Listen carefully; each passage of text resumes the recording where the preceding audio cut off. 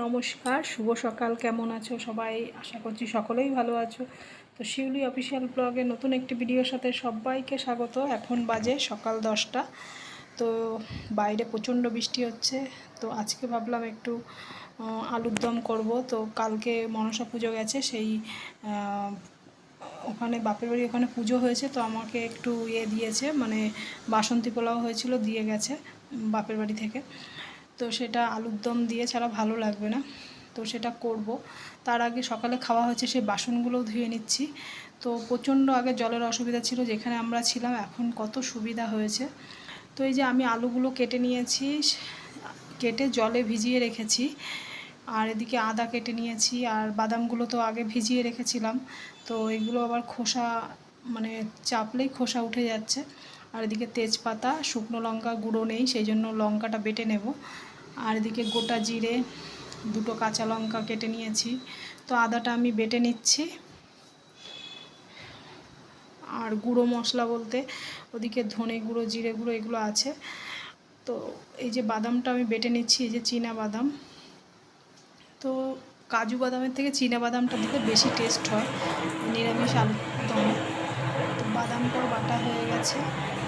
আর এরপর এই যে শুকনো লঙ্কাটা বেটে নিচ্ছি। আর পোস্ত বেটে রেখেছি।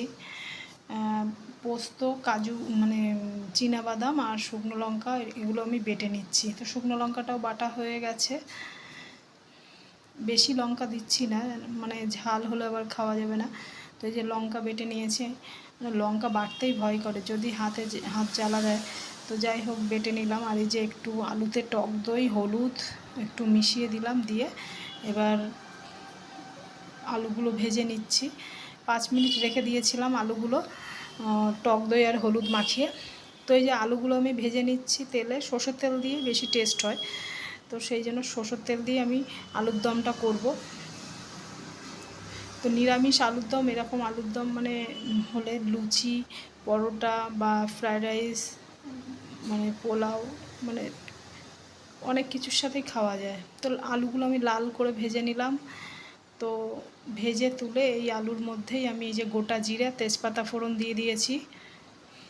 আর এই যে আদা আর কাঁচা লঙ্কা দিয়ে দিলাম তেলের মধ্যে। আর এদিকে 1 চামচ মতো ধনে গুঁড়ো নিয়েছি, আর হাফ চামচ মতো জিরে গুঁড়ো, আর 1 চামচ হলুদ গুঁড়ো নিয়েছি। আর সামান্য একটু জল দিয়ে মশলাটা গুলে নিচ্ছি। তো লঙ্কার গুঁড়ো থাকলে, কাশ্মীরি লঙ্কার গুঁড়ো নেই, তো যাই হোক শুকনো লঙ্কায় বেটে দিলাম। আর এদিকে একটু সামান্য চিনি দিলাম, চিনি দিলে কালারটা বেশ ভালো আসে। আর এই যে লঙ্কা বাটাটাও দিয়ে দিচ্ছি, দিয়ে আমি ভালো করে এবার একটু নাড়াচাড়া করে নিচ্ছি। আর বাদামটা আগে আগে দিয়ে দিচ্ছি, কারণ বাদামটা দিয়ে ভালো করে একটু কষানো দরকার, কারণ বাদামটা কাঁচা যেহেতু। আর পোস্তটা একটু পরে দেবো, পোস্ত, টক দই এগুলো একটু বাদে দিচ্ছি। এবার পোস্ত বাটাটা দিয়ে দিলাম, বাদামটা কিছুক্ষণ নাড়াচাড়া করার পরে। আর এই যে টক দইটা ফেটিয়ে নিয়েছিলাম, 1 চামচ দই দিয়েছি, বেশি দই দেইনি, যদি আবার টক হয়ে যায়। আর কষিয়ে মশলাগুলো কষিয়ে এবার আলু দিয়ে লবণ দিয়ে ভালো করে আর একটু কষিয়ে নেব, নাড়াচাড়া করে নিচ্ছি। তো অনেক দিন ধরে ভাবছিলাম এরকম একটু খাওয়াবো, বাসন্তী পোলাও আর আলুর দম। আর এই যে জল দিয়ে দিয়েছি, কষিয়ে ঠান্ডা জলই দিলাম। তো জল দিয়ে এবার ঢেকে দেব।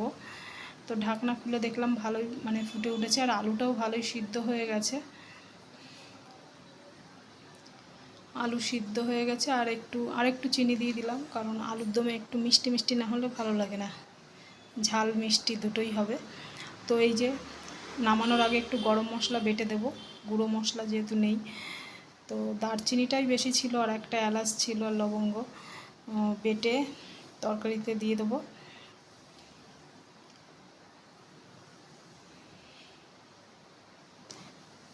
তো দিয়ে দিলাম গরম মশলা, দিয়ে এবার একটু নাড়াচাড়া করে ঢেকে গ্যাসটা অফ করে দেবো, কারণ আর ফোটালে ঝোলটা একদম শুকিয়ে যাবে। তো এই যে আলুর দমটা আরেকবার দেখিয়ে দিলাম, কালারটা বেশ ভালোই লাগছে হাতে বাটা লঙ্কা দিয়ে। তো এই যে দেখো আলুর দমটা, তো এবার শুধু খাওয়ার পালা।